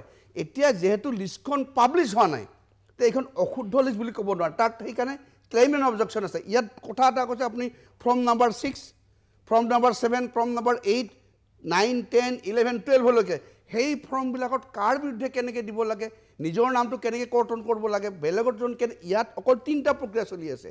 ইয়াত চলি আছে কোনোবাই যদি বাহিৰত থাকে, ইয়াৰ ভোটাৰ হয়, তাৰ নামটো বাহিৰত থকাৰ কাৰণে তেওঁ নাছিলে, তাৰ কাৰণে তেওঁ সোমাব পাৰে, ফৰ্ম আছে।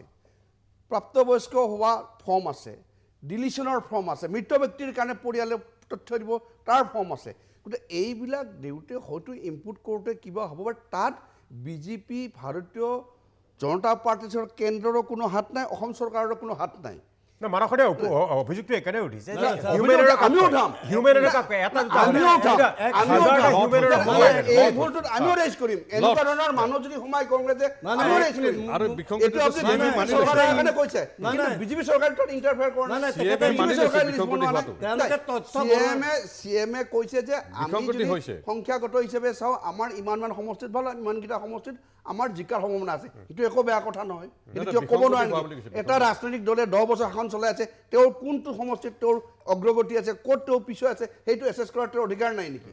তাৰ কাৰণে আপুনি ক'ব নেকি CM? আৰু আপুনি কৈছে যে ভোট সোমোৱাৰ কথাটো কি আজি অভিজ্ঞতাৰ কথা কৈছোঁ। আপুনি নিজে যদি কিবা দেখিছে কওক, কোনোবাই কৈছে মই এই কথাটো নক'ব, তথ্যভিত্তিক নক'ব। আপোনালোকে কোনোদিনে কমপ্লেইন নিদিয়ে।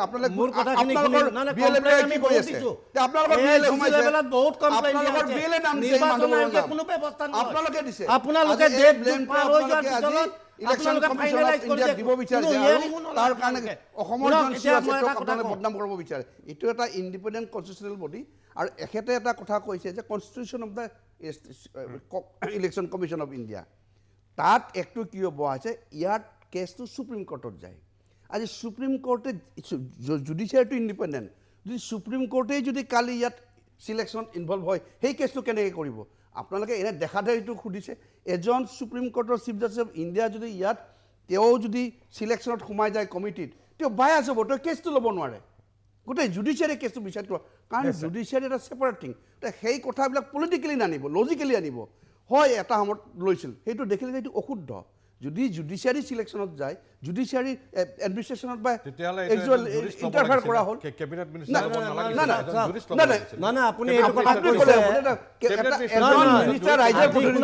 ৰাইজৰ প্ৰতিনিধি কিয় ৰাইজৰ কাম যদি কিবা কৰিব নেকি?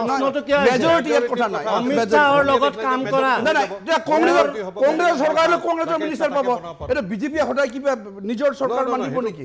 কালি যদি কংগ্ৰেছৰ কেন্দ্ৰত চৰকাৰ আহে, ধৰি ল'লো কংগ্ৰেছৰ দিব। এইটো লটো কাৰো কাৰণে নহয়, লটো কাৰো কাৰণে নহয়, লটো সকলোৰ কাৰণে, স্পেচিফিক পলিটিকেল পাৰ্টিৰ কাৰণে নহয়। লটো এপ্লিকেবল টু এভৰিবডি। পোনপটীয়াকৈ নিৰ্বাচনী আয়োগক অভিযোগ কৰিছে নেকি? ইয়াৰ উত্তৰটো তেনেহ'লে মই ডাইৰেক্ট হৰেন্দ্ৰ নাথ বৰাডাঙৰীয়াৰ পৰা ল'ব লাগিব। নিৰ্বাচনী আয়োগৰ বায়াছনেছৰ ওপৰত কিন্তু প্ৰশ্ন উঠিছে। এটা বিৰতিৰ পিছত নিৰ্বাচনী আয়োগৰ স্বচ্ছতা আৰু নিৰপেক্ষতাৰ ওপৰত কিন্তু প্ৰশ্ন উঠিছে আজিৰ সবিশেষত, আৰু উত্তৰটো মই বিচাৰিম হৰেন্দ্ৰ নাথ বৰাডাঙৰীয়াৰ পৰা এটা বিৰতিৰ পিছত। মই আহিম, আপোনাৰ ওচৰলৈ আহি আছোঁ, সময় আছে।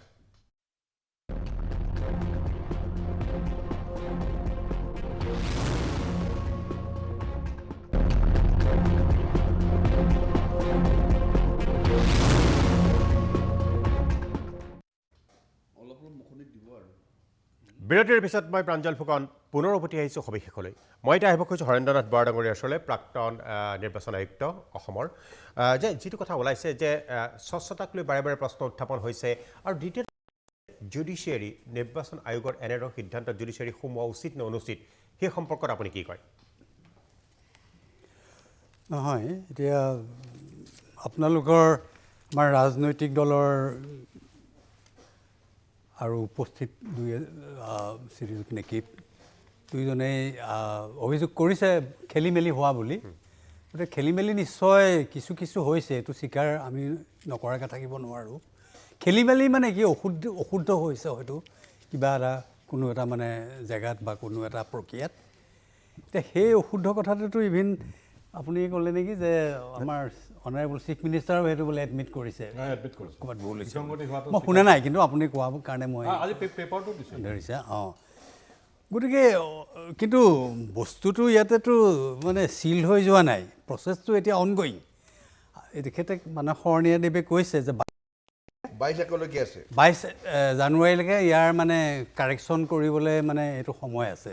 ক্লেইম এণ্ড অবজেকশ্যন গতিকে ইট ইজ টাইম যদি ভুল হৈছে আপোনালোকে দেখাই দিয়ক এইখিনি ভুল হৈছে যদি ভুল হোৱাৰ দেখাই দিয়াৰ পিছতো উইথ যুক্তি সহকাৰে দেখাব লাগিব মানুহ এজনৰ কিয় নাম নাই কোনোবা এজন ঢুকাইছে তেওঁৰ নাম কাটিছে সেই মানুহজনক যদি আকৌ তাত নতুনকৈ ভৰাবলৈ যদি হেৰি কৰে এইটো যুক্তিসংগত নহ'ব এটা মই উদাহৰণ দিছোঁ তেনেকৈ যুক্তি সহকাৰে আপুনি নাম ভৰোৱাৰ কাৰণে বা যদি কোনোবা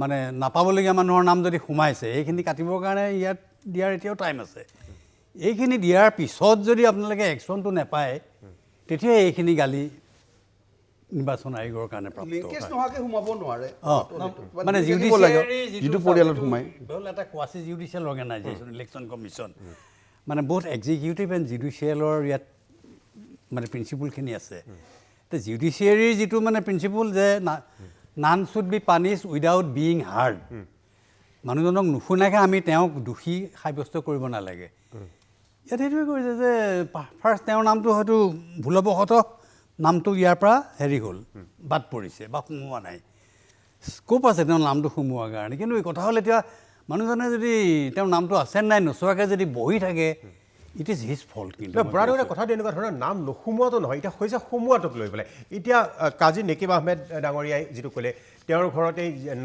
যাদৱ উপাধিৰ কোনোবা এজন মানুহ সোমাইছে আৰু কেইজনমান মানুহ সোমাইছে আৰু যিটো অভিযোগ মিলি কৰিছে বিহাৰ ইউ পিৰ পৰা মানুহ আনিছে নেকি বুলি এই দুটা কথা মিলি যোৱাৰ কাৰণেহে সন্দেহটো অধিক ঘনীভূত হৈছে সেইটো এতিয়া অকণমান ডিটেইল মানে এনকুৱাৰী নকৰাকৈ এইটো আপুনি ভাবে নেকি যে ক'ৰবাত নহয় ক'ৰবাত নহয় সেইখন ফৰ্মখন কোনে জমা দিলে কাৰণ তেওঁলোকে সোমাবলৈ হ'লে কোনোবাটো মোৰ নামটো ইয়াত দিয়ক কাজী নেকিবুদ্দিন আহমেদৰ লগত মই থাকোঁ দিয়াজনৰ চহীটো চাই ইনকুৱাৰী কৰিব লাগে গুৱাহাটী ইনকুৱাৰী কৰিব লাগে কোনে কৰিছে এই চক্ৰান্তটো নন আছামিজ মানুহ থাকিব পাৰে থাকিব পাৰে আমি সেইটোলৈ অহা নাই আমি আছামিজ নন আছামিজ ভাৰতীয় ভোটাৰ হ'ব লাগে ভাৰতীয় ভোটাৰ হ'ব লাগিব আৰু হেৰি থাকিব পাৰে তেওঁৰ ঘৰত কেনেকৈ সোমালে কাৰ চক্ৰান্ত এইটো এইটো কংগ্ৰেছৰে চক্ৰান্ত আপুনি পইণ্ট আউট কৰি দিয়াৰ পিছত BLO সেইটো এডমিট কৰিছে যে ভুল হৈছে মোৰ কাটি দিছে নামটো কিন্তু BLO এডমিট কৰিছে কিন্তু ভুল হৈছে বুলি তাৰপিছত ষড়যন্ত্ৰ গুণটো আপোনালোকে কেনেকৈ পালে চাওক BLO যদি তেখেতৰ মানে নামটো ৰিয়েকশ্যন হোৱাৰ পাছত তেওঁ আপত্তি কৰাৰ পিছত হৈছে দেই এনেকুৱা আপত্তি নকৰা বহুত মানুহ আছে যাৰ ঘৰত এনেকুৱা বিসংগতি আছে দাদা তেওঁৰ নামটো আছে কিন্তু সোমালে কোনে দুটা মানুহৰ নাম নহয় আপোনাক মই আজি এটা কথা কওঁ মই নিউ গুৱাহাটী বিধানসভা সমষ্টিৰ কথা কৈছোঁ সেই সমষ্টিৰে কথা ক'ম মই BLO সকলৰ লগত কথা পাতিছোঁ বহুত BLO ঘৰে ঘৰে গৈ যি চাইন লোৱা বহী এটা বহী নিচিনা আছিল সেই বহী DC অফিচত জমাই হোৱা নাই এতিয়ালৈকে আজিৰ তাৰিখলৈকে ভোটাৰ তালিকাবিলাক কেনেকৈ প্ৰকাশ পালে মই বুজিয়ে পোৱা নাই নহয় ভোটাৰ তালিকা তেওঁলোকে তাতে সুধি মেলি গোটেই প্ৰশ্ন কৰি মেলি লিখি লৈ আহিছে সেই বহীখন DC অফিচত জমাই হোৱা নাই কিন্তু ভোটাৰ তালিকা ওলাল আৰু ভোটাৰ তালিকা ওলোৱাৰ পিছত মই যিটো জানো মোৰ যিখিনি জ্ঞান যিমান এই ৰাজনৈতিক জ্ঞান যে এইখন ভোটাৰ তালিকা সংশোধনী হেৰি এইখনেই ফাইনেল হ'ব ইয়াত খালি উপৰঞ্চি শুধৰণি এনেকুৱা ধৰণৰ কথা BLO নথিপত্ৰ জমা নিদিয়ালৈকে খচৰা ভোটাৰ তালিকা কেনেকৈ ওলালে তাক লৈ প্ৰশ্ন উত্থাপন কৰিছে আমাৰ শেষ কৰিবৰ হৈ আছে মই সকলোৰে পৰা এটা কমেণ্ট ল'ব খুজিছোঁ কাজী নেকিব আহমেদ ডাঙৰীয়া শেষ মন্তব্য এটা শাৰীত এইটো এটা ৰাজনৈতিক ইছ্যু মই ৰাজনৈতিক দলবিলাকৰ হাতত এটা ইছ্যু তুলি দিলোঁ কাৰণ নিৰ্বাচনটো পলিটিকেল ইছ্যু ভোটাৰ তালিকা পলিটিকেল ইছ্যু আৰু নিৰ্বাচন আয়োগটো এটা পলিটিকেল ইছ্যু হৈছে এতিয়া গতিকে বিৰোধীৰ হাতত বিৰোধীয়ে কেনেকৈ বস্তুটো আগবঢ়াই লৈ যায় আৰু পলিটিকেল মাইলেজ ল'ব পাৰে তাৰ কাৰণে তেওঁলোকে মোৰ এইটোৱে আহ্বান থাকিব ৰাইজসকলৰ কাৰণ মুখ্যমন্ত্ৰীয়ে মানি লৈছে যে বিসংগতি হৈছে কমিশ্যনে এই ভুলটো যদি কৰিছে এইটো মাৰাত্মক কৰিছে ইয়াত কোনো চৰকাৰৰ পক্ষত জড়িত নাই কাৰণ এইটো এটা ইণ্ডিপেণ্ডেণ্ট অথৰিটি আৰু ইভেন এটা ট্ৰেন্সফাৰ পৰ্যন্ত চৰকাৰে কৰিব নোৱাৰে ইলেকশ্যন নটিফাই কৰাৰ পিছত গতিকে ইয়াত যেনেকৈ আমাৰ মানে কংগ্ৰেছৰ মুখপাত্ৰগৰাকীয়ে কৈছে যে ভাৰতীয় জনতা পাৰ্টি এইটো সম্পূৰ্ণ মিছা কথা মাত্ৰ এটা আহ্বান যাম ৰাইজসকলে তেওঁলোকৰ যিবোৰ বুথ আছে তাত যাতে অচিনাকি মানুহৰ নাম নোসোমায় আৰু লিংকেজ থাকিব লাগিব আজি মোৰ ল'ৰা যি বাহিৰত মোৰ দেউতা আহিবলৈ মোৰ পৰিচয়ত আহিবলৈ কোনো নতুন মানুহৰ নাম সোমাব মৃত ব্যক্তিটোৰ বাদ পৰিব নতুন ভোটাৰসকলৰ তাত সংযোজন হ'ব আৰু যাৰ লিংক আছে তাৰ বাহিৰে কোনো মানুহৰ ইয়াত এটা কথা যিসকলে চাকৰি সংক্ৰান্তত আহিছে তেওঁলোকে য'ত থাকে তাত ৰেষ্ট অফ দ্য গোটেই য'তে হ'ব পাৰে সেইটোৰ বাহিৰে কোনো অচিনাকি মানুহৰ নাম ভোটাৰ লিষ্টত থকাটো আমি নিশ্চয় বিষয়টো এনেকুৱা ধৰণৰ ভাৰতীয় বিষয়টোৰ ওপৰত যদিও আজি বিতৰ্ক হৈছে যদিও আলোচনা হৈছে কিন্তু বিষয়টো এটা গুৰুত্বৰ আৰু অতি গম্ভীৰ বিষয় কিন্তু আগতে আহিলে ভোটাৰ তেওঁ তালিকা বুজিব শুদ্ধ ভোটাৰ তালিকা এখনৰ কাৰণে অসমত বহুবাৰ যুঁজি থকা হৈছে NRCৰ কাৰণে যুঁজি থকা হৈছে আৰু এখন শুদ্ধ ভোটাৰ তালিকা নোহোৱাকৈ এখন গণতান্ত্ৰিক ব্যৱস্থাত এটা ভাল নিৰ্বাচন কেতিয়াও হ'ব নোৱাৰে আৰু ইয়াকে লৈ বিৰোধীৰ যিখিনি অভিযোগ সেই অভিযোগখিনিও মই ভাবোঁ যে চৰকাৰ আৰু শাসকীয় পক্ষই শুনাটো উচিত আৰু ইয়াক ভাল ধৰণে এড্ৰেছ কৰি ইয়াক এই সমস্যাৰ উচিত উত্তৰ বা ইয়াক সমাধান কৰা উচিত আৰু ৰাইজো এই ক্ষেত্ৰত সাৱধান বা সজাগ হোৱা উচিত যাতে এখন অশুদ্ধ ভোটাৰ তালিকা নহয় অচিনাকি মানুহ বা কোনোবা কাৰোবাৰ সন্দেহ হ'লে এই অভিযোগটো উদ্ধৰণ কৰ্তৃপক্ষত জনাব লাগে সকলোকে ধন্যবাদ জনাই আজিলৈ সবিশেষৰ পৰা মই প্ৰাঞ্জল ফুকনে বিদায় লৈছোঁ ধন্যবাদ